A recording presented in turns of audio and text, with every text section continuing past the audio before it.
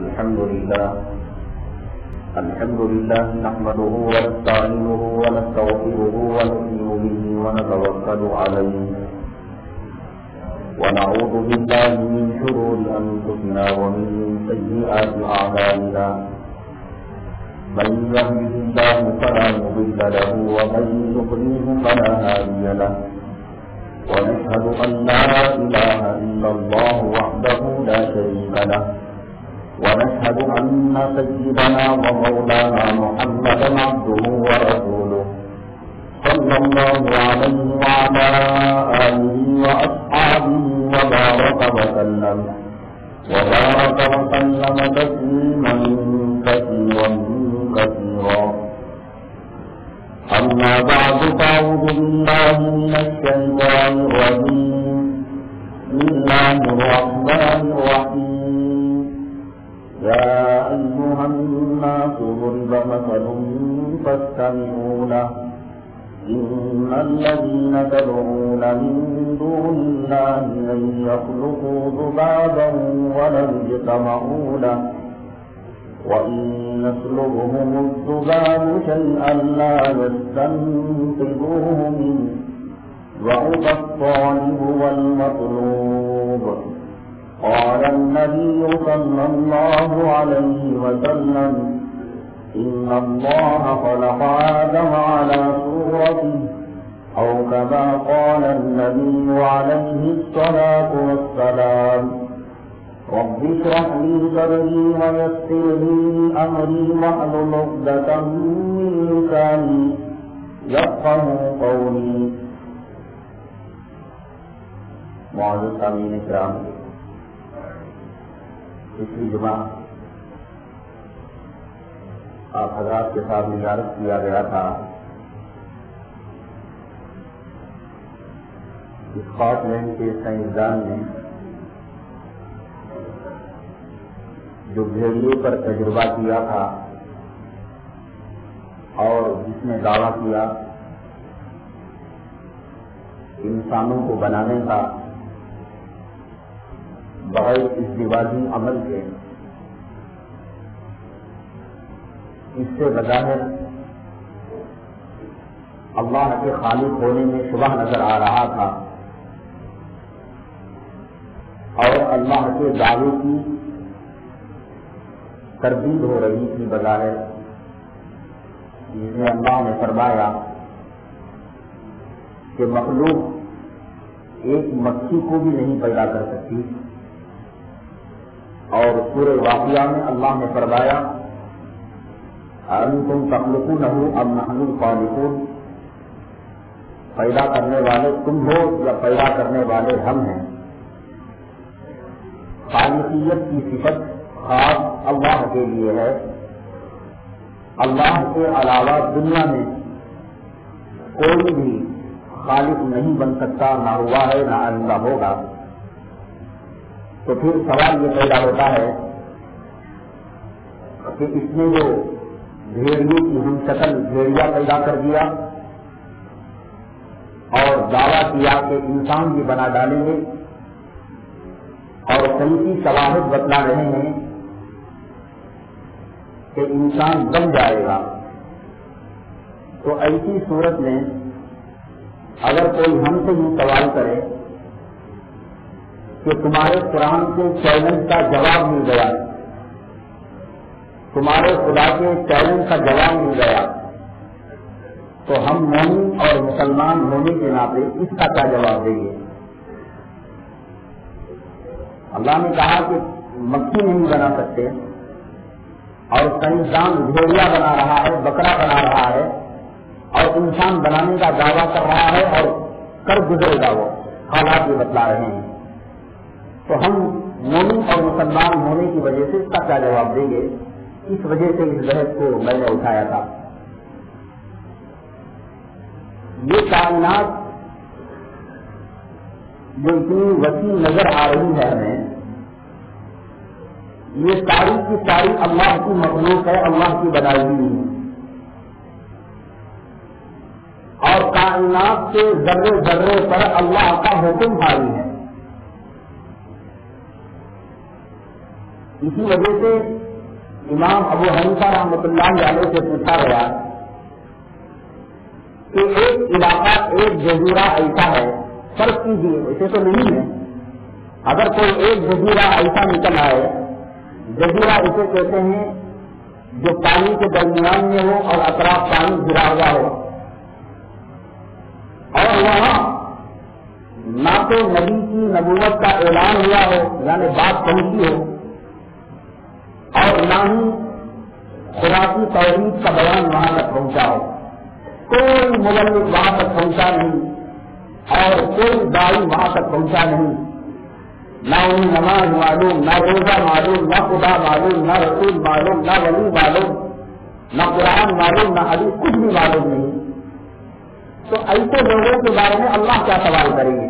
جب معلوم ہوگا، ہم جیسے گروہوں کو نماز کے بارے میں معلوم ہے پھر بھی نماز چھوڑتے ہیں، ہمیں معلوم ہے کہ قبر میں جا کر عذاب اور ثواب کا معاملہ درپیش ہوگا پھر بھی نہیں کر رہے ہیں، ہمیں معلوم ہے محفل میں کوئی سایہ نہیں ہے اللہ کے سائے کے علاوہ پھر بھی ہم اس دنیا میں جرأت کر رہے ہیں، ہمیں معلوم ہے کہ اللہ کا قید خانہ جہنم ہے، دنیا میں ایک انسان اگر غلط راستے میں گاڑی چلا دیتا ہے تو اسے یا تو جرمانہ بھگتنا پڑتا ہے یا قید خانہ جانا پڑتا ہے، اللہ کی کائنات میں غلط راستہ چلے اور پھر خدا کے قید خانے میں نہ جائے، یہ سب معلوم ہے ہمیں، لیکن اگر انہیں معلوم نہ ہو تو اللہ ان سے کیا سوال کرے گا؟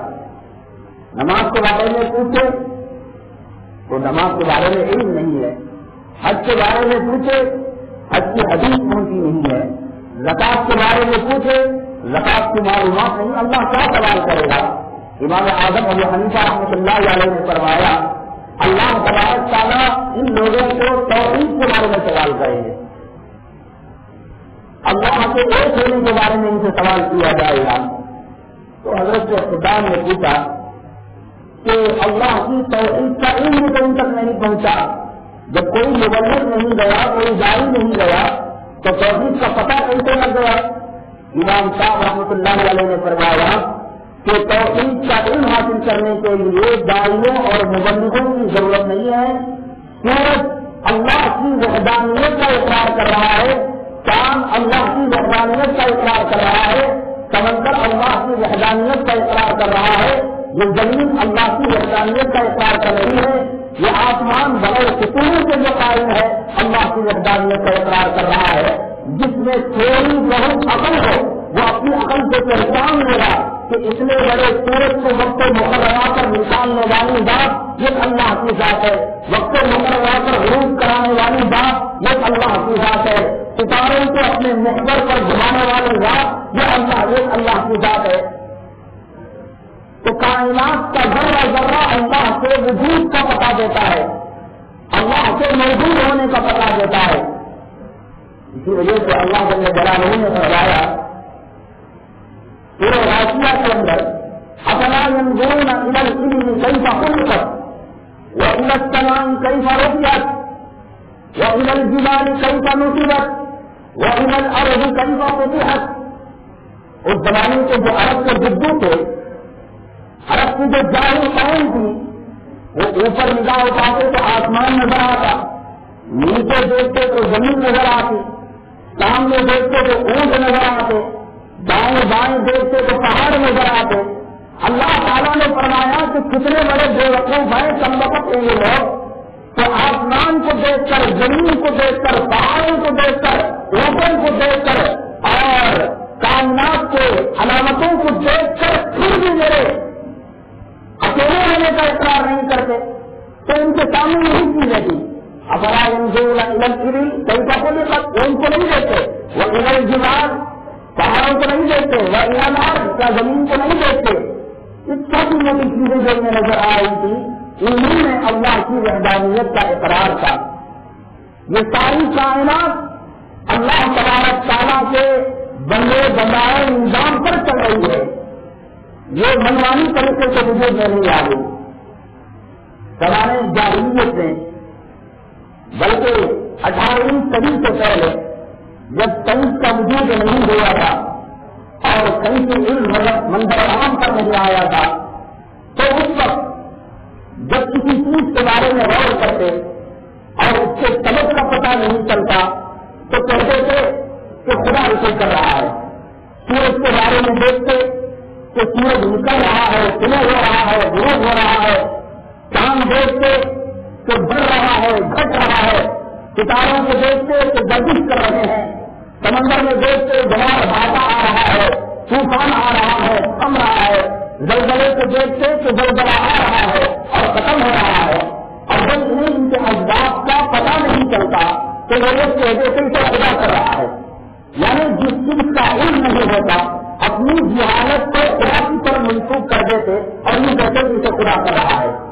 18ویں صدی میں اور 19ویں صدی کے اوائل میں جب تجربات کیے جانے لگے اور سائنس کا علم وجود میں آیا اور تحقیقات کے میدان کے اندر سوچ رکھ دی کہ سورج کیسے نکلتا ہے, زمین کیسے گردش کرتی ہے, چاند کیسے گردش کرتا ہے, تو ان کے اسباب کا پتہ لگ گیا اور ان کے وجوہات کا پتہ لگ گیا کہ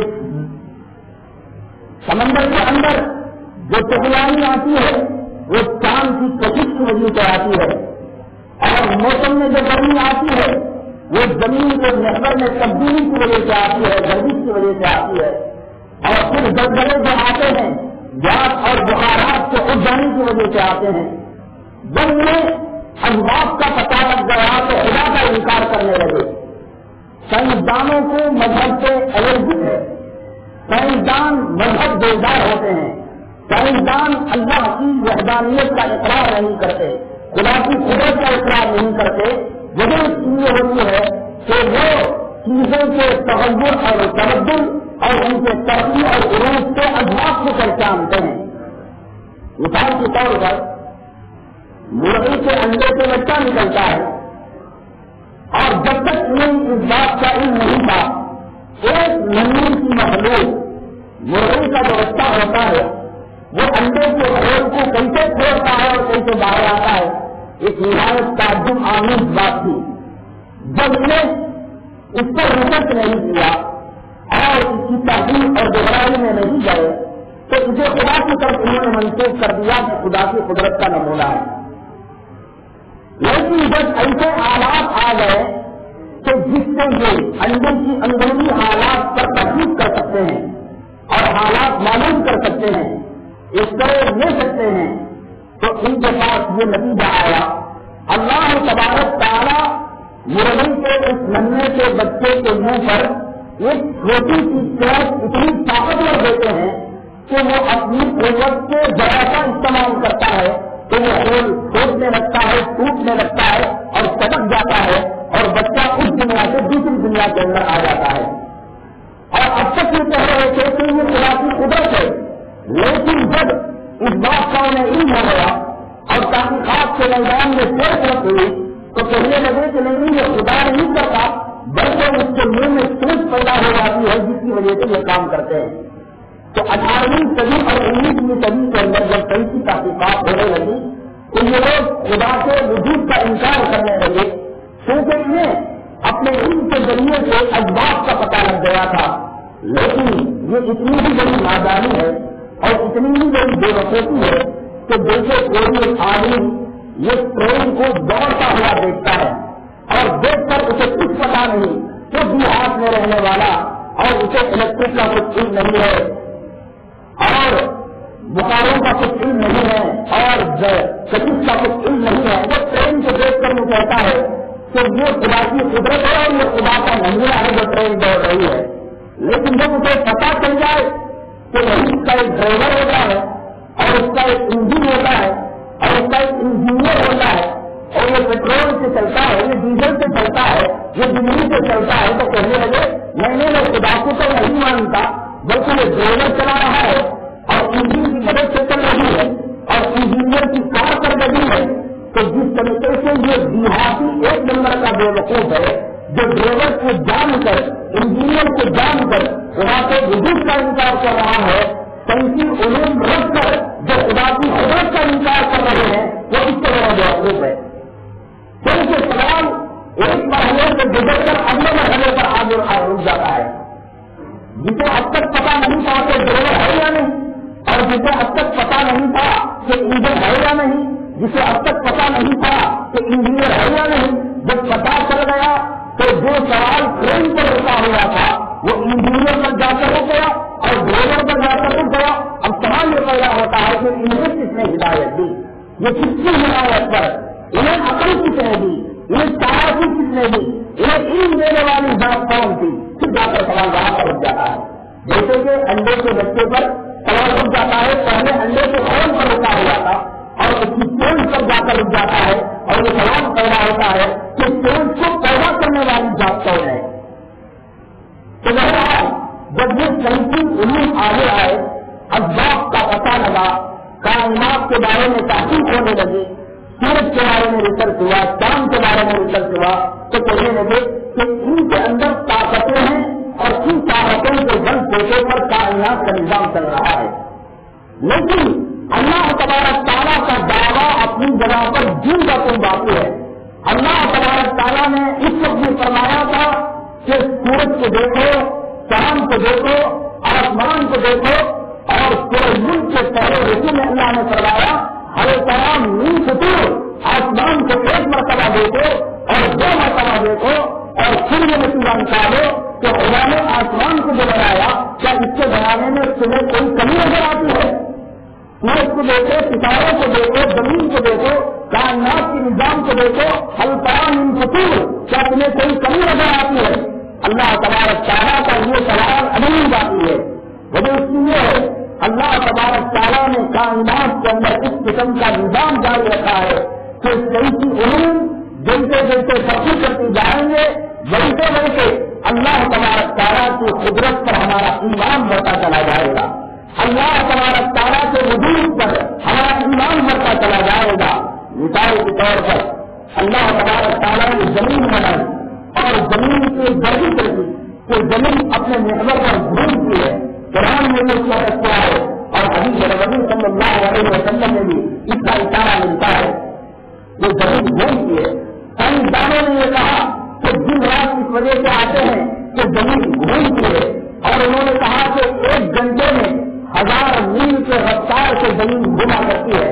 اللہ تبارک تعالیٰ کی قدرت کی نشانی دیتی ہے کہ یہ زمین اگر 1000 میل رفتار سے گھومنے کے بجائے 100 میل کی رفتار سے اگر گھومے تو 6 مہینے کا دن ہوگا اور 6 مہینے کی رات ہوگی، اور جب 6 مہینے کی رات ہوگی تو سورج کی روشنی نہ ہونے کی وجہ سے نہ گرنا اڑے گا نہ آواز اڑے گا، اور انسان کو سورج کی گرمی نہ پہنچنے کی وجہ سے تمام کے تمام کائنات کے انسان جو ہے بیمار رہیں گے اور مریض رہیں گے۔ اور اللہ تبارک تعالیٰ نے سورج کو جو فاصلے پر رکھا ہے، ایسے نہیں کہ اٹھا کر کسی جگہ پر ہمیشہ رکھ دیا ہو اور چاند کو کبھی اٹھا کر رکھ دیا ہو، زمین کا رابطہ چاند سے برقرار رکھا ہے اور سورج کا رابطہ زمین سے برقرار رکھا ہے۔ یہ نظام اتنا منظم ہے کہ اگر اس میں ذرہ برابر فرق ہو جائے، مثلا اللہ تبارک تعالیٰ نے زمین سے 9.5 کروڑ میل کے فاصلے پر سورج کو رکھا ہے۔ اللہ کی قدرت کی نشانیوں کو آپ دیکھیے کہ اللہ تبارک تعالیٰ اس کے اندر الگ تک ایسے ہی نظام کو نہیں چلا رہے ہیں، بالکل نپے سلے انداز سے تقریباً 9.5 کروڑ میل کے فاصلے پر اللہ نے رکھا ہے۔ سائنسدانوں نے کہا کہ یہ 9.5 کروڑ میل کا فاصلہ اتنا مناسب ہے اور اتنا قانون کے مطابق ہے کہ اگر اس میں ذرہ برابر کمی نہیں ہو جائے، یعنی اگر ذرہ برابر سورج دور چلا جائے تو ساری زمین کے اندر برف جم جائے گا، پانی کا نام و نشان نہیں ہوگا۔ اگر ذرہ برابر قریب آ جائے، زمین گرمی کی وجہ سے کوئی سبزی نہ ابل پائے گی اور حرارت برداشت نہ کر کے کوئی جاندار اس کائنات کے اندر زندہ باقی نہیں رہ سکتا۔ 12,000 ڈگری فارنہیٹ کی گرمی سے سورج دہک رہا ہے اور اللہ تبارک تعالیٰ اسے مناسب جگہ پر رکھا ہے۔ اور اسی طریقے سے سمندر کے اندر جو جوار بھاٹا آتا ہے اور سمندر کے اندر جو لہریں چلتی ہیں، آج سائنسدانوں نے کہا ہم کل تک کہہ رہے تھے یہ اللہ کا قانون ہے، اللہ کی قدرت ہے، اللہ کی نشانی ہے، لیکن سائنسدانوں نے کہا یہ چاند کی کشش کی وجہ سے ہو رہا ہے، یہ صبر ہے۔ یقیناً یہ بات صحیح ہے اور یہاں اللہ تعالیٰ کی قدرت ملاحظہ فرمائیے، اللہ تبارک تعالیٰ نے چاند کو مناسب فاصلے پر رکھا ہے۔ 2.5 लाख मील के फासले पर रखा है। ये चांद अगर बजाय 2.5 लाख मील के फासले पर होने के अगर 1 लाख मील के फासले पर होता तो समंदर की लहरें दिन में 2 मरतबा सारी दुनिया को जो है अपने पानी के लपेट में ले लेती और पहाड़ मौजों की वजह से घिस जाते और जमीन का नाम निशान खत्म हो जाता। आप चांद सूरज का फासला ले लीजिए, सितारों की गर्दिश ले लीजिए, जमीन का महवर ले लीजिए, कायनात के जर्रे जर्रे में अल्लाह तबारक तआला की कुदरत का नमूना मिलता है। आप एक मामूली सा कीड़ा आता है, भीड़ जिसे कहते हैं, जिसे आप उंगलियों में मसल दे सकते हैं, अल्लाह तबारक तआला ने कलाम पाक में 16वें पारे में सूरह ताहा के अंदर इरशाद फरमाया, अल्लज़ी आता कुल्ल शैइन खलक़हु फहदा, कि अल्लाह की जात है कि जो पैदा करती है और पैदा करने के बाद मुनासिब हिदायत उसे देती है।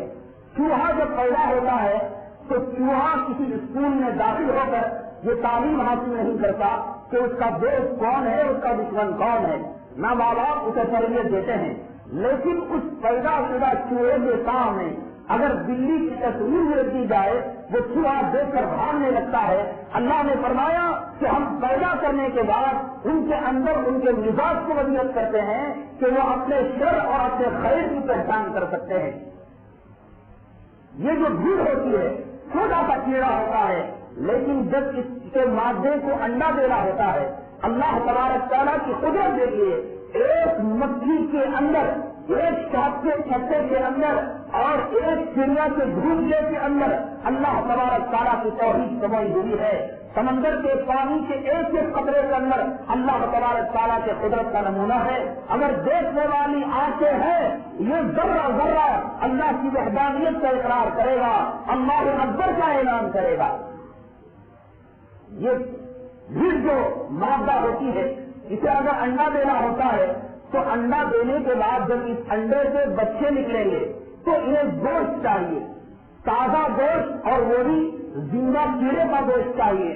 तो इसके लिए ये काम करता है कि एक चुड्डा जिसे कहते हैं उड़ता हुआ रहता है, हरिया चुड्डा, इसे ले जाता है वो और ले जाकर एक जमीन में गड्ढा खोदता है और खोद कर उसे इस जगह पर डंक मारता है कि जहां के डंक मारने से वो बेहोश हो जाता है लेकिन मरता नहीं। ये कौन सा डॉक्टरी इल्म है, ये कौन सा साइंसी इल्म है और ये कौन सी कुदरत यहाँ पर है कि उसे इस बात का इल्म है कि अगर इस जगह पर डंक मारा जाए तो वो मरता नहीं बल्कि बेहोश होता है।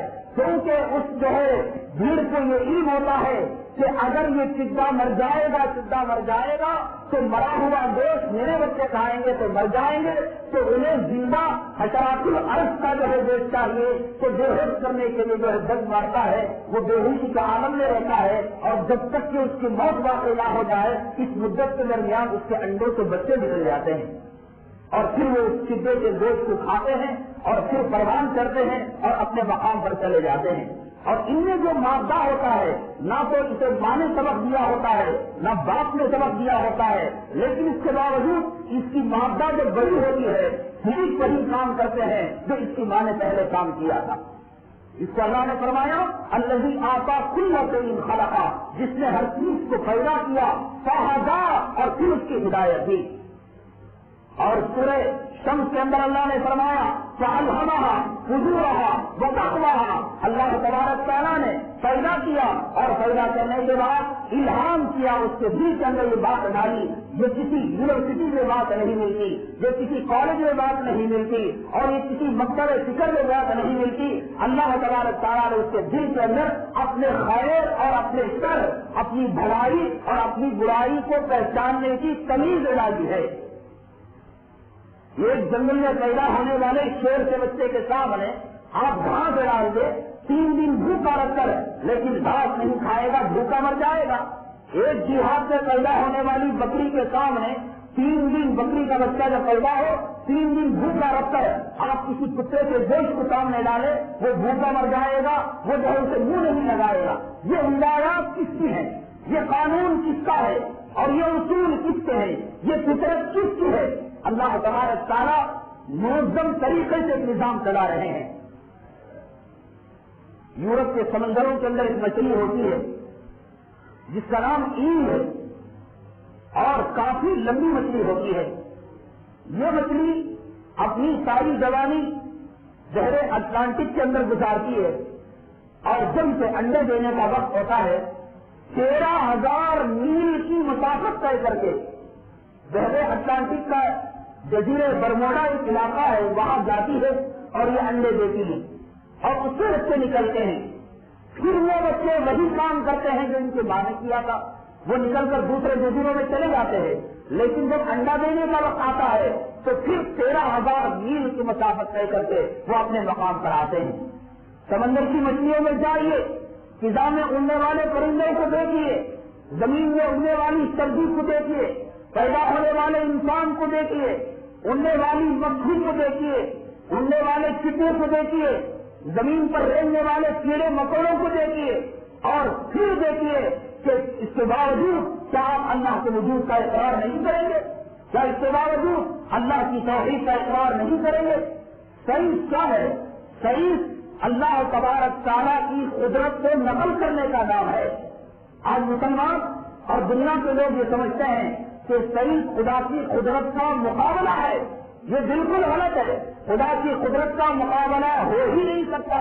خدا خدا ہے اور بندہ بندہ ہے. اللہ اللہ ہے اور مخلوق مخلوق ہے. ماں باپ اولاد ماں باپ کا مقابلہ نہیں کر سکتے. شاگرد استاد کا مقابلہ جب نہیں کر سکتا تو مخلوق خالق کا کیسے مقابلہ کرے گی؟ دنیا میں جو سائنسی کارنامے ہیں یہ اللہ تبارک تعالیٰ کے قانون کی نقل ہے. یہ ہوائی جہاز جو اڑ رہا ہے یہ پرندوں کی نقل ہے. یہ کیمرہ جو بنایا گیا ہے انسانوں کی آنکھوں کی نقل ہے. سمندر کے اندر جو جہاز چلائی جا رہی ہے یہ مچھلیوں کے دوڑنے کی نقل ہے. ہیلی کاپٹر جو اڑ رہا ہے یہ پر پھیلائے پرندوں کی نقل ہے. انسان نے جو کمپیوٹر بنایا ہے یہ انسان کے دماغ کی نقل ہے. اور انسان کس درجے اللہ کی قدرت سے دور ہے, اللہ تبارک تعالیٰ کی قدرت سے دور ہے, اس کا اندازہ آپ کر سکتے ہیں کہ انسان کی دماغ کے اندر جو محفوظات ہیں, انسان جو ریکارڈنگ کرتا ہے, یادداشت جو انسان کی ہے, ظاہر سی بات ہے آج کا معمولی انسان بھی جانتا ہے کہ کمپیوٹر کی ڈسک کے اندر لاکھوں صفحات کے اندر جو تحریریں آتی ہیں کمپیوٹر کی ایک چپ کی ڈسک کے اندر اسے محفوظ کر لیا جاتا ہے اور بٹن دبا کر رزلٹ معلوم کر لیا جاتا ہے. سائنسدانوں نے دعویٰ کیا ہے اللہ تبارک تعالیٰ نے انسان کے دماغ کے اندر اتنا ریکارڈنگ کا مادہ رکھا ہے اور اتنا اس کے اندر محفوظات کا مادہ رکھا ہے کہ انسان کے دماغ میں جو ریکارڈنگ ہوتی ہے اگر کسی کمپیوٹر کی ڈسک کے اندر اسے نقل کیا جائے تو وہ کمپیوٹر کی ڈسک اتنی بڑی ہوگی جتنا کہ دنیا کی سب سے بڑی عمارت دنیا کے اندر موجود ہے, اتنی بڑی ڈسک اسے بنانی پڑے گی. اور اللہ تبارک تعالیٰ نے انسان کے دماغ کے اندر جو نیچے دیا ہے اگر چاند تک لے جایا جائے اور چاند سے پھر اسے زمین پر لے آیا جائے تو اتنے بڑے ریٹ اللہ تبارک تعالیٰ نے انسان کے دماغ کے اندر دیے ہیں. کمپیوٹر انسان کے دماغ کا مقابلہ نہیں ہے بلکہ انسان کے دماغ کی نقل ہے. تو سائنس ترجمہ ہے اس بات کا اللہ تبارک تعالیٰ کی, خدا تبارک تعالیٰ کی قدرت کے نقل کرنے کا نام ہے, کاپی کرنے کا نام ہے. آپ ایک سرٹیفکیٹ لے کر زیروکس مشین میں جاتے ہیں اور کہتے ہیں اس کی کاپی کر دیجیے. کاپی کرنا آپ کی سرٹیفکیٹ کا مقابلہ کرنا نہیں ہے, آپ کی صنعت کا مقابلہ کرنا نہیں ہے بلکہ اس کی کاپی بنانا ہے. اسی طریقے سے دنیا کے اندر اگر کوئی سائنسی کارنامہ ایجاد ہوتا ہے, سائنسی کارنامہ انجام دیا جاتا ہے, وہ خدا کی قدرت سے مقابلہ نہیں ہوتا بلکہ خدا کی قدرت کے کسی نمونے کی کاپی ہوا کرتی ہے اور کسی نمونے کی جو ہے نقالی ہوا کرتی ہے. اب اتنی بات سمجھ لینے کے بعد اب آگے آپ بات سمجھ سکتے ہیں انسانوں کی بنانے کی جو بات آئی ہے اور اللہ تبارک تعالیٰ نے قرآن شریف کے اندر جو دعویٰ کیا ہے کہ انسان مکھی نہیں بنا سکتا, انسان مچھر نہیں بنا سکتا, انسان تخلیق نہیں کر سکتا, اور اسکاٹ لینڈ کے سائنسدان نے جو بھیڑیے کو بنایا ہے اور اس کے بعد انسانوں کے بنانے کا دعویٰ کیا ہے, ٹھیک اللہ تبارک تعالیٰ کے قدرت کی کاپی ہے اور اللہ تبارک تعالیٰ کے تخلیق کی کاپی ہے, یہ اس کے مقابلہ نہیں ہے. اللہ تبارک تعالیٰ دنیا کے اندر جتنے انسان ہیں, دنیا کے اندر جتنے جاندار ہیں, جس طریقے سے ایک عمارت الگ الگ اینٹ سے بنتی ہے، کوئی عمارت مکمل ایک اینٹ کی نہیں ہوتی، الگ الگ یونٹوں کو بنا کر یہ دیوار ہوتی ہے، الگ الگ دیواروں کو بنا کر ایک کمرہ بنتا ہے، الگ الگ کمروں کو بنا کر ایک مکان بنتا ہے۔ دنیا کی ہر چیز الگ الگ یونٹوں سے بنتی ہے اور ایک مکمل عمارت تعمیر ہوتی ہے۔ اسی طریقے سے اللہ تبارک تعالیٰ نے انسان کو جو بنایا ہے کروڑوں قسم کے خلیوں سے بنایا ہے، ہزاروں کروڑوں اربوں قسم کے یونٹوں سے بنایا ہے۔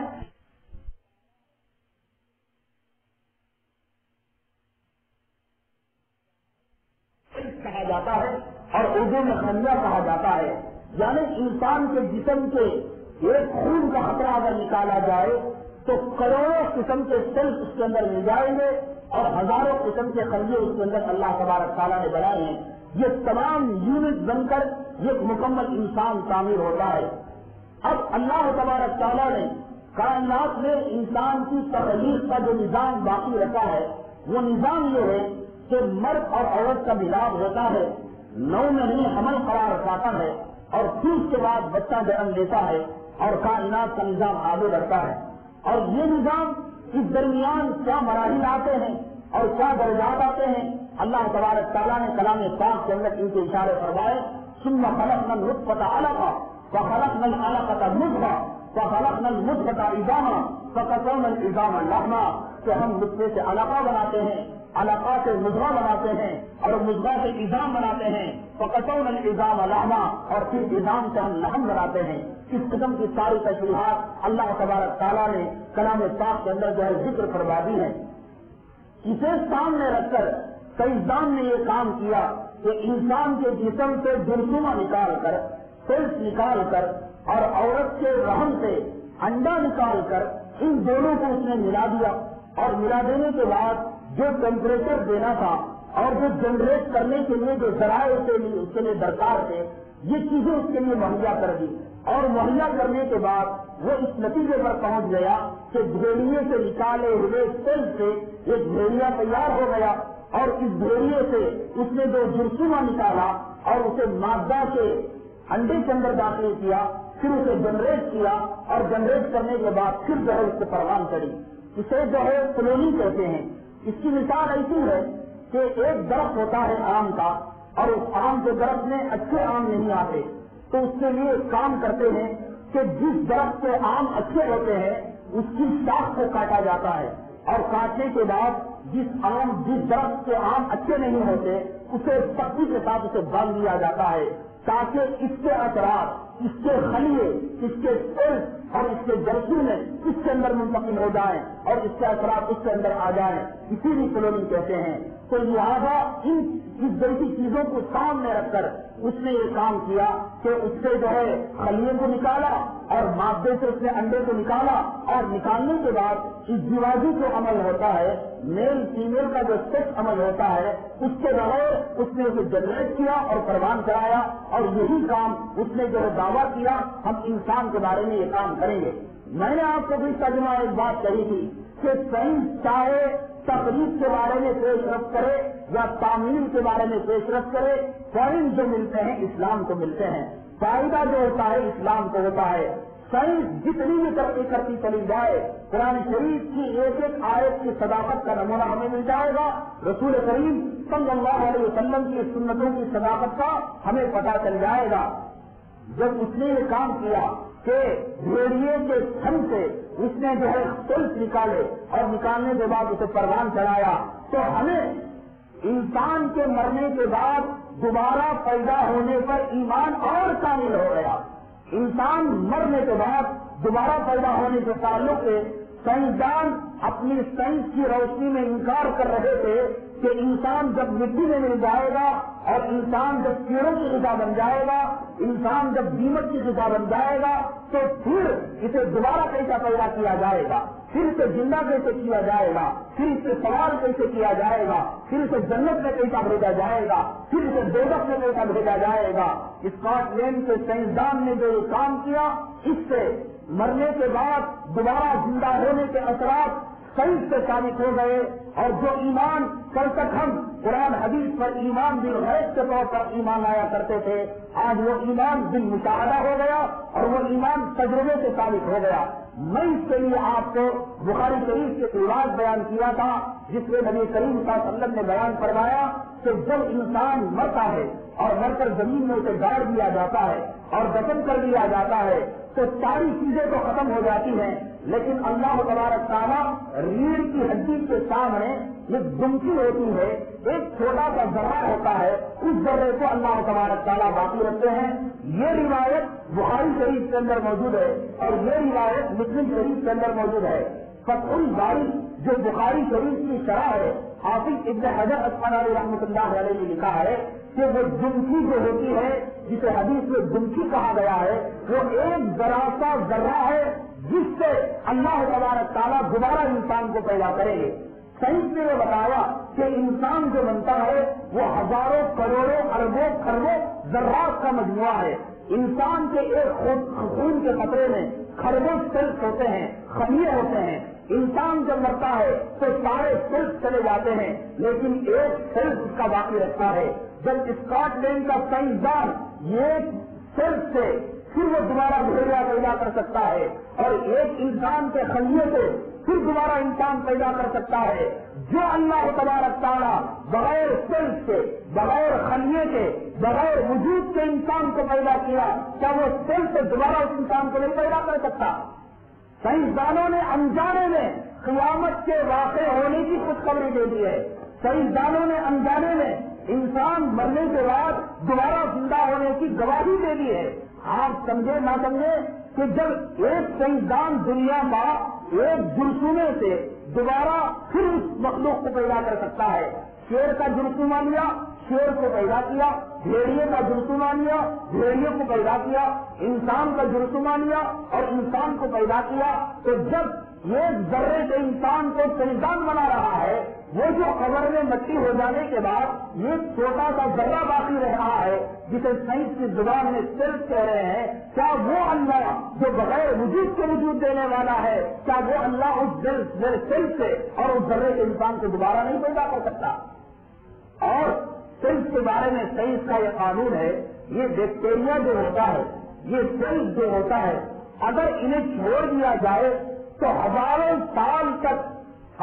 سال تک بغیر کھائے کے، بغیر پیے کے یہ بے ہوشی کے حالت میں اور نیند کی حالت میں رہتے ہیں۔ بڑی مشکل سے بات کرنی پڑتی ہے اور جب انسان کو سمجھانا ہوتا ہے وہ غلط طریقے سے بھی جو چیزیں غلط ہیں اسے بھی سامنے رکھ کر مثال دینی پڑتی ہے۔ جراسک پارک جو فلم آئی تھی اور جس کے بارے میں یہ رزلٹ نکالا گیا کہ ہزاروں سال پہلے وہ جو مخلوق تھی اس کا جرثومہ حاصل کیا گیا اور اسے جنریٹ کیا گیا اور پھر اسے ایک جانور بنایا گیا، وہ ایک فلمی انداز تھا، لیکن اللہ تبارک تعالیٰ نے سورہ قیامہ کے اندر فرمایا لا اقسم بیوم القیامہ ولا اقسم بالنفس اللوامہ ایحسب الانسان ان لن نجمع عظامہ، کیا انسان گمان کرتا ہے کہ ہم اس کے بکھرے ہوئے ذرات کو جمع نہیں کریں گے؟ بلا قادرین علی ان نسوی بنانا، پھر اللہ فرماتے ہیں جمع تو کریں گے اور جمع کرنے کے ساتھ ساتھ اس کے بالوں کی وہی کیفیت ہوگی۔ اگر دنیا میں سیدھی مانگ نکالا کرتا تھا، مرنے کے بعد دوبارہ اٹھے گا وہی سیدھی مانگ ہوگی۔ اگر دنیا میں لیفٹ مانگ نکالا کرتا تھا، مرنے کے بعد دوبارہ اٹھے گا تو لیفٹ مانگ ہوگی۔ دنیا میں اس کے جو فنگر پرنٹ تھے وہی فنگر پرنٹ موت کے بعد جب دوبارہ زندگی ملے گی وہی فنگر پرنٹ اس کے پاس موجود ہوں گے۔ اللہ ان نسویہ بنانا، ہم یہ کام کرنے پر قادر ہیں۔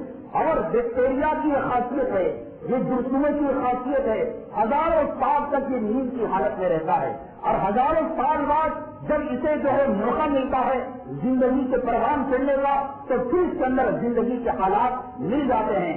جراسک پارک کے اندر یہی بات بتلائی گئی سائنس کے ذریعے سے کہ وہ جو مخلوق تھی، وہ جو جانور تھا، اس جانور کو ہزاروں سال پہلے مر چکے ہو گئے تھے اور اس کے جرثومے ملنے کے بعد اسے جنریٹ کیا گیا اور پھر اسے دوبارہ بنایا گیا۔ تو جب حالات زندگی کے ملتے ہیں یہ جرثومہ پروان کرتا ہے۔ قرآن کریم کا 23واں پارہ کھولیے، سورہ یاسین کی آخری، سورہ یاسین کا جو ہے دوسرا تیسرا رکوع دیکھیے، کہ اللہ تعالیٰ ارشاد فرماتے ہیں فَإِذَا نُفِخَ فِي الصُّورِ فَإِذَا هُمْ مِنَ الْأَجْدَاثِ إِلَىٰ رَبِّهِمْ يَنْسِلُونَ کہ جب سور پھونکا جائے گا پہلا تو پہلے سور کے اندر تمام کائنات فنا ہو جائے گی. كُلُّ مَنْ عَلَيْهَا فَانٍ وَيَبْقَىٰ وَجْهُ رَبِّكَ ذُو الْجَلَالِ وَالْإِكْرَامِ. تمام چیزیں اللہ کے علاوہ نیست نابود ہو جائیں گی. اور جب دوسرا سور پھونکا جائے گا فَإِذَا نُفِخَ فِي الصُّورِ فَإِذَا هُمْ مِنَ الْأَجْدَاثِ إِلَىٰ رَبِّهِمْ يَنْسِلُونَ. تو یہ اپنے قبروں سے نکل کر میدان محشر کی طرف دوڑیں گے. ذرا دیکھیے صحیح کارنامے کی طرف اور ذرا دیکھیے سورہ یاسین کی آیت کی طرف, اور وہ کہیں گے قالوا یا ویلنا من بعثنا من مرقدنا ھذا. وہ لوگ کہیں گے اے کاش ہمیں کس نے نیند سے جگا دیا.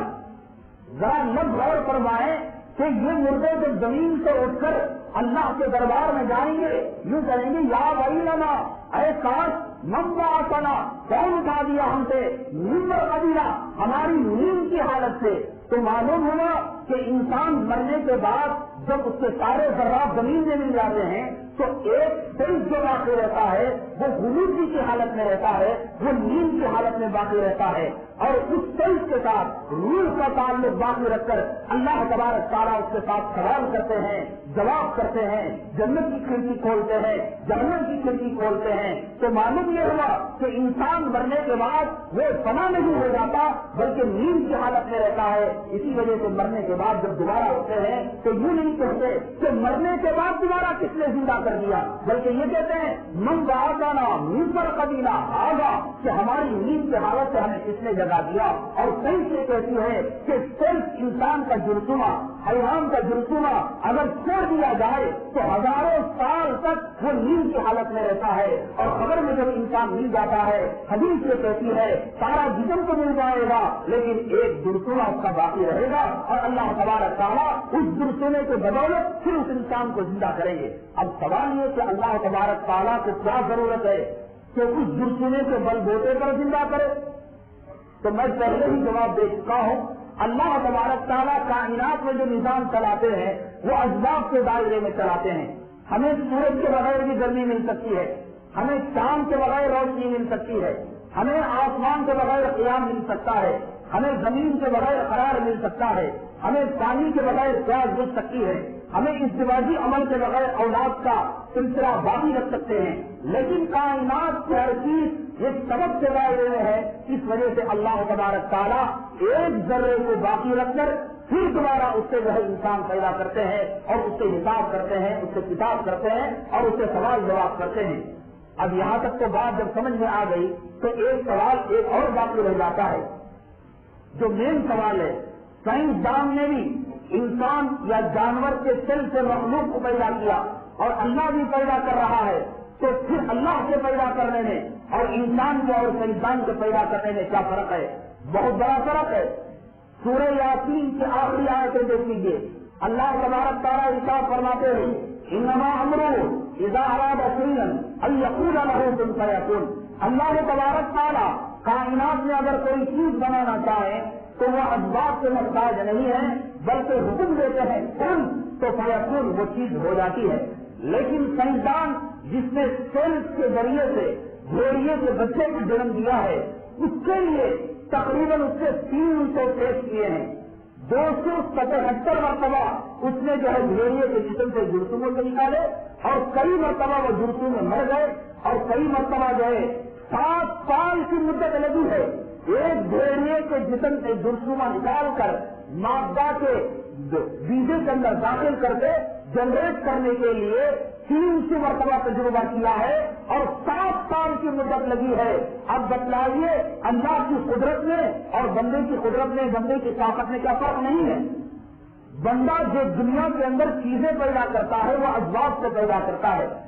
اب یہ آدمی اناج پیدا کرے گا, اناج جب پیدا کرے گا تو گیہوں کا دانہ ڈالنا پڑے گا, جو بیج ڈالنے پڑیں گے, فصل کرنی پڑے گی, پانی دینی پڑے گی, کیڑوں سے حفاظت کرنی پڑے گی. اب کوئی یہ کہے اللہ کیا روزی دینے والا, اللہ کیا اناج دینے والا, ہم جو ہے اناج زمین سے اگا رہے ہیں. اللہ کے اناج دینے میں اور بندے کے اناج اگانے میں زمین آسمان کا فرق ہے. اللہ تعالیٰ کہتے ہیں کن فیکون, وہ چیز ہو جاتی ہے. اور بندے کو حاصل کرنے کے لیے 3 مہینے محنت اور مشقت اور مزدوری کرنی پڑتی ہے. تو سائنسدان نے جو کارنامہ انجام دیا ہے اللہ کے اسباب کو جوڑ کر یہ چیز پیدا کی ہے. اللہ کے قدرت کی نقالی کی ہے, اللہ کے قدرت کا مقابلہ اس نے نہیں کیا ہے. اور جب اس نے انجامی میں یہ کام کر دیا ہے, اس سے انسان کے مرنے کے بعد دوبارہ پیدا ہونے کی شہادت پر اور ایمان ہمارا بڑھ جاتا ہے. اور آگے بڑھیے, اللہ تبارک تعالیٰ نے یہ فرمایا کہ کن فیکون, ہم کہتے ہیں ہوگا, وہ چیز ہو جاتی ہے. اس کی ذرا سی مثال یہ ہے, اللہ کے جو قریب ہو جاتا ہے, اللہ کی جو عبادت کرتا ہے, اللہ کی جو بندگی حق کا حق ادا کرتا ہے, اللہ تبارک تعالیٰ کے اوصاف کے اندر آ جاتے ہیں. وہ دنیا کے ہزاروں سائنسدانوں پر بھاری ہو جاتا ہے.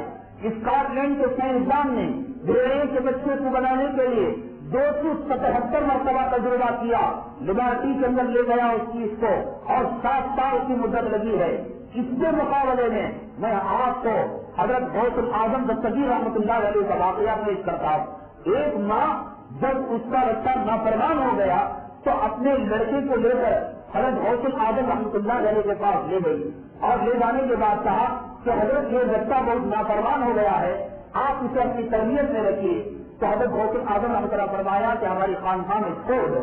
تو چرا کے 40-50 دن گزر گئے, اور گزرنے کے بعد جب وہ ماں دوبارہ آئی اور دیکھا کہ حضرت غوث الاعظم رحمۃ اللہ علیہ مرغی کھا رہے ہیں اور میرا بچہ سوکھی روٹی کھا رہا ہے اور نمک کے اندر نمک کے پانی میں ڈبو کر روٹی کھا رہا ہے, تو ماں کے دل کو تکلیف ہوئی. اور حضرت غوث الاعظم رحمۃ اللہ علیہ سے فرمایا کہ یہ بڑا عجیب انصاف ہے کہ تم تو خود مرغی کھا رہے ہو اور ہمارے بچے کو سوکھی روٹی کھلا رہے ہو.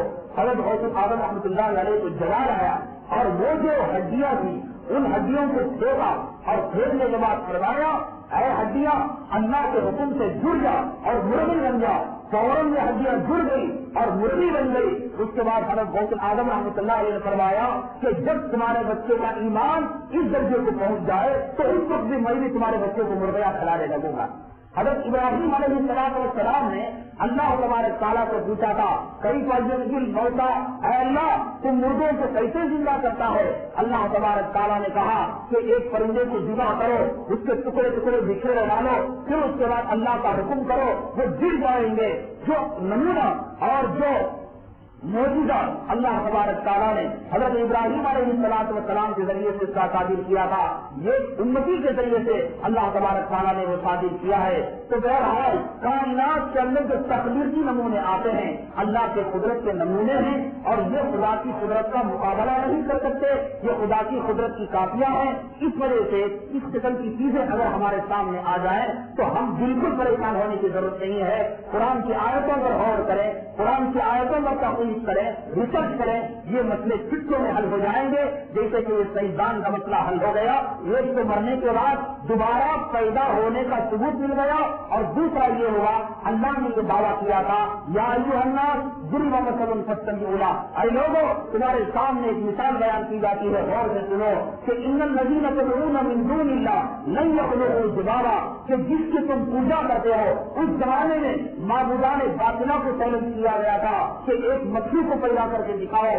وہی دعویٰ آج سائنسدانوں کے سامنے ہے. خدا کی مخلوق سے مدد لیے بغیر, سیلس کو لیے بغیر, خلیے کو لیے بغیر, جرسینے کو لیے بغیر, مٹی کا استعمال کیے بغیر, پانی کا استعمال کیے بغیر, جس طریقے سے اللہ اپنے کل سے مخلوق پیدا کرتے ہیں سائنسدانوں کے حق میں آج بھی وہ دعویٰ باقی ہے.